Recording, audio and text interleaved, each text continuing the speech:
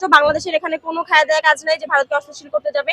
আর আমি মনে করি ভারতেরও খায়া দেয়া বোনের মোষ তাড়ানোর কোনো দরকার নাই। নিজেদের দেশ নিয়ে সম্পর্ক বজায় রাখার ক্ষেত্রে তাদেরকে আগে চিন্তা করতে হবে যে সেখান থেকে বাংলাদেশ লাভবান হবে কিনা। শুধুমাত্র যদি বাংলাদেশ দিয়ে যাবে, ভারত নিয়ে যাবে বা ভারত একটা দাদাগিরি ফলিয়ে বাংলাদেশের সাথে সম্পর্ক রাখতে চাবে, এই ধরনের কোনো সম্পর্ক ইন্টারিম গভর্নমেন্ট যদি রাখে সেটার বিপক্ষে আমি মনে করি যে আমাদের বসুন্ধরা প্ল্যাটফর্ম কথা বলছে। আসলে আমরা দেখেছি যে 24-এর এই বিপ্লবের পরে পাকিস্তান থেকে একটা কন্টেনার বা একটা জাহাজে করে কিছু পণ্য এসেছে। তো এটা নিয়ে আসলে ভারতীয় কিছু মিডিয়া বা মাধ্যমগুলো খুব ভালোভাবে প্রচার করছে যে এখানে হয়তো বা অস্ত্র বা অন্যান্য গোলাবারুদ সামগ্রীগুলো আসছে, এবং এই ধরনের ধারণা থেকে তারা বিভিন্ন ভাবে প্রচার করছে এবং এটাকে আমি মনে করি যে নেগেটিভলি প্রচার করছে যে বাংলাদেশে অস্ত্র ঢুকছে বা এরকম অস্থিতিশীল করার জন্য। তারা আশঙ্কা করছে ভারতকে অস্থিতিশীল করার জন্য।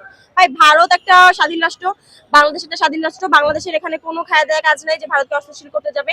আর আমি মনে করি ভারতেরও খায়া দেয়া বোনের মোষ তাড়ানোর কোনো দরকার নাই। নিজেদের দেশ নিয়ে ভাবেন। বাংলাদেশের মানুষ যেটা করতেছে, বাংলাদেশের সরকার যেটা করতেছে সেটা বাংলাদেশের কথা চিন্তা করেই করতেছে এবং বাংলাদেশের ভালোভাবেই চিন্তা করতেছে। আপনাদের এটা নিয়ে মাথা ঘামানোর কোনো দরকার নেই। নিজেদের দেশে মন দেন, নিজেদের দেশে কাজ করেন, নিজেদের দেশে। তাহলে কি এটা অপপ্রচার বলছেন আপনারা? অবশ্যই অপপ্রচার। আমি আসলে একটা কথা বলতে চাই যে বহির্বিশ্বের পরিপ্রেক্ষিতে কোনো দেশের সাথে বৈরিতা করে আসলে আপনি আপনার দেশকে এগিয়ে নিয়ে যেতে পারবেন না। তো সেই জায়গা থেকে আমি বলতে চাই যে আমাদের যুদ্ধের ইতিহাস যুদ্ধের মাধ্যমেই শেষ হয়েছে, এবং সেক্ষেত্রে যুদ্ধের পরবর্তী সময় আমরা দেখেছি পাকিস্তানের সাথে বহুকাল আমাদের একটা যেই অর্থনৈতিক বা অন্যান্য দিক থেকে সম্পর্কটা ওরকম ভাবে ছিল না।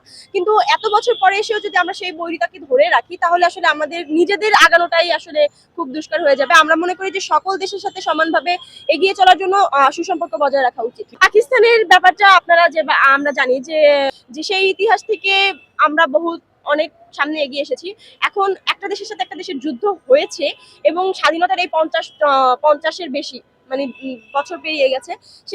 সেই জায়গায় দাঁড়িয়ে আসলে আমরা স্বাধীনতা মানে যুদ্ধটা কেন হয়েছে এটা ধরে রেখে আসলে আমরা চলতে পারবো না। আমাদের ব্যবসায়িক সম্পর্ক, গভর্নমেন্টের সাথে গভর্নমেন্টের সম্পর্ক বা অন্যান্য পারিপার্শ্বিক প্রতিবেশী রাষ্ট্র হিসেবে যে সম্পর্কগুলো, এগুলো আমাদের রক্ষা করে চলতে হবে। এবং তাদের সাথে আমি মনে করি যে যদি এমন হয় এখনকার চুক্তিগুলো যে এখান থেকে পাকিস্তান বা বাংলাদেশ দুই দেশেরই লাভবান হওয়ার সুবিধা আছে এবং তারা ব্যবসায়িক বা অন্যান্য সম্পর্কগুলো বিল্ড আপ করে দুই দেশের উন্নতি করা সম্ভব, সেক্ষেত্রে আমি এটাকে কোনো দোষের কিছু দেখি না। সেক্ষেত্রে মানে পাকিস্তানের সাথে আমাদের সম্পর্কটা সুন্দর হওয়া উচিত বলেই আমি মনে করি। আমরা বিগত 15 বছরের রেজিমে দেখেছি যে ভারতের সাথে সুসম্পর্ক বাংলাদেশের ছিল, সেটা কিরকমের যে একতরফা ভাবে মানে বাংলাদেশ শুধু দিয়ে গেছে, ভারত নিয়ে গেছে, এই নেওয়ার মাধ্যমে তাদের সাথে আমাদের একটা সম্পর্ক ছিল।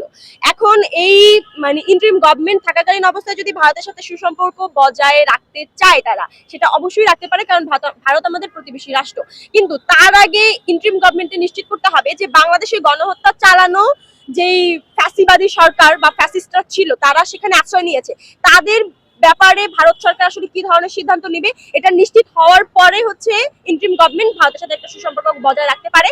এবং এই সুসম্পর্ক বজায় রাখার ক্ষেত্রে তাদেরকে আগে চিন্তা করতে হবে যে সেখান থেকে বাংলাদেশ লাভবান হবে কিনা। শুধুমাত্র যদি বাংলাদেশ দিয়ে যাবে, ভারত নিয়ে যাবে বা ভারত একটা দাদাগিরি ফলিয়ে বাংলাদেশের সাথে সম্পর্ক রাখতে চাবে, এই ধরনের কোনো সম্পর্ক ইন্টারিম গভর্নমেন্ট যদি রাখে সেটার বিপক্ষে আমি মনে করি যে আমাদের বসুন্ধরা প্ল্যাটফর্ম কথা বলছে। আমার নাম হচ্ছে সিনথিয়া জাহিন আয়েশা, আমি কেন্দ্রীয় সমন্বয়ক বৈষম্য বিরোধী ছাত্র আন্দোলন, এবং আমার ক্যাম্পাস হচ্ছে বেগম বজরুন্নেসা সরকারি মহিলা কলেজ।